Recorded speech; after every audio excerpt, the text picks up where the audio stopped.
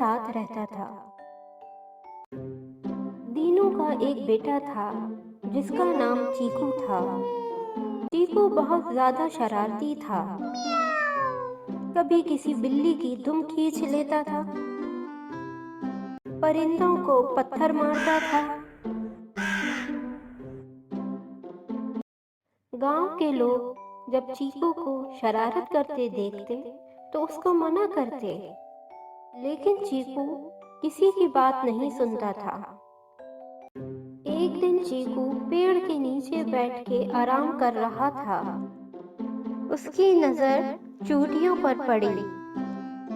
चीकू को शरारत सूझी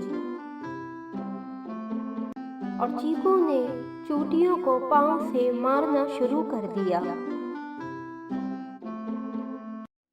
लीजा चूटी भागकर जंगल पहुंच गई और एक दरख्त के पास बैठकर रोने लगी। लीजा को रोता देखकर दरख्त ने पूछा, क्यों रो रही हो? लीजा चीकू की सारी बात दरख्त को बताती है। मेरा आम खा लो, ये जादुई भी है और बहुत मीठा भी है। लीजा ने आम खाया और जादुई आम खाने से लीजा बहुत बड़ी हो गई। लीजा गांव की तरफ रवाना हो जाती है। चीकू दरख्त के नीचे बैठ के आराम कर रहा होता है। चीकू की नजर जब लीजा पे पड़ती है तो वो बहुत खौफजदा हो जाता है। हाय अल्लाह, कौन हो तुम?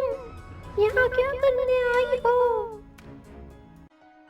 थोड़ी देर पहले जो तुम अपनी चप्पल से चूटियों को मार रहे थे वो मेरे साथ ही थे।